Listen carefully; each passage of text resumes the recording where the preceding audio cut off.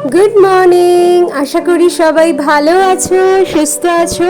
আমি প্রিয়াঙ্কা চলে এসেছি আবার একটা নতুন দিনের ব্লগ নিয়ে। আজকের সকালটা বেশ অন্যরকম আর বেশ আনন্দের একটা দিন।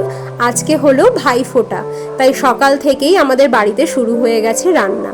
আজ যেহেতু সানডে ছুটির দিন, তাই সকালবেলা সবার একটু উঠতে লেট হয়ে গেছে, কিন্তু উঠেই সবাই ফ্রেশ হয়ে শুধু একটু কফি খেয়েছি আর মা এখানে বসে গেছে তারপরে রান্না করতে। যেহেতু ভাইফোঁটা তাই জন্য আমিও আর বেশি কিছু খাইনি, শুধু কফিটাই খেয়েছি। তো চলো, মাও রান্না সব শেষ করে নিয়েছে, আমিও এখানে স্নান করে রেডি হয়ে গেছি। আর এইখানে সাজানো হয়ে গেছে ভাইফোঁটার থালা। বিয়ের পর এবছর আমার প্রথম ভাইফোঁটা।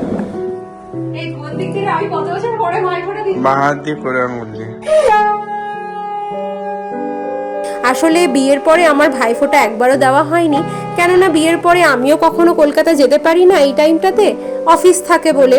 আর ভাইরাও কেউ আসতে পারে না বা দাদারাও কেউ আসতে পারে না যে ফোঁটা দেব। তাই এই বছর এখানে যখন ভাই শিফট হয়েই গেছে, আমরা দুজনেই ঠিক করে রেখেছিলাম যে ফোঁটাটা ওকে আমি দেব আর ও ফোঁটা নিতে আসবে। এই পুজো পার্বণ দিনগুলো বা এই ভাইফোঁটা, রাখি, এইসব দিনগুলোতে আমি আমার ভাই, বোন, দাদা, দিদি এদেরকে ভীষণ মিস করি। আসলে ছোটবেলা থেকেই আমরা প্রত্যেকটা অনুষ্ঠান একসাথে কাটিয়ে এসেছি, মানে সেটা পুজো হোক কিংবা এইরকম টাইপের যে কোনো অনুষ্ঠান, সেটা আমরা সবসময় একসাথেই কাটিয়ে এসেছি। তো সেই জন্য পুজো আচ্চার দিনগুলোতে সত্যি মন খারাপ হয়ে যায় যখন সবাই একসাথে কাটাতে পারি না। তো এই বছর যখন ভাইকে পেয়েছি, তাহলে এই সুযোগটা কি করে হাতছাড়া করি, তাই না? আর এত আমার ভাল লাগছিল এই দিনকে, এত আনন্দ লেগেছে যে কতদিন পরে আমি ফোঁটা দিচ্ছি। আমার মনে আছে পুজোর ছুটিতে আমরা সবসময় ভাই ফোঁটা শেষ করে, মানে তারপরে আরেক দিন থেকে সবাই আনন্দ, খাওয়া দাওয়া, আড্ডা দিয়ে একদম এক মাসের ছুটি কাটিয়ে তারপরে বাড়ি ফিরতাম, কেননা তারপর থেকেই তো আবার স্কুল। তো এই দিনগুলো তো প্রচুর মিস করি, কিন্তু আজকে ভীষণ আনন্দ, কেননা বিয়ের এত বছর পরে আমি আমার ছোট্ট ভাইটাকে ফোঁটা দিতে পারছি। আর এই হচ্ছে আমার সব থেকে ছোট ভাই, মানে আমাদের বাড়িতে সব থেকে ছোট হচ্ছে ও।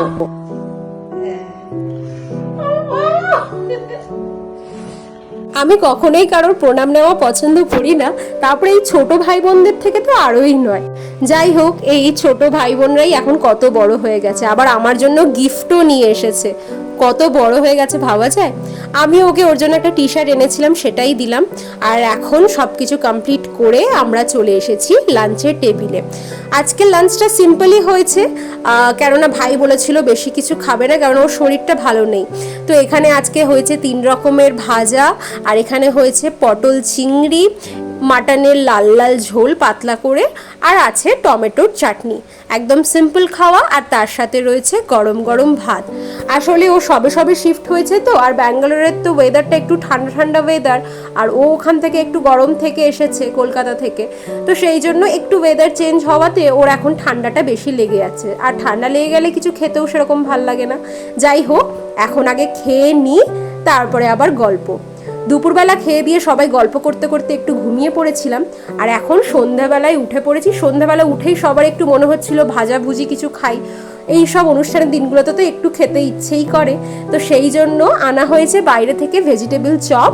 মা এখানে শসা কুচি, টমেটো কুচি করে রেখেছে, মুড়ি বার করেছে, আর বার করেছে চানাচুর। আজকে হবে মশলা মুড়ি প্লাস ভেজিটেবল চপ। এখানে ভেজিটেবল চপগুলো বেশ দাম নেয়, মানে পার পিস এটা নিয়েছে 50 টাকা করে।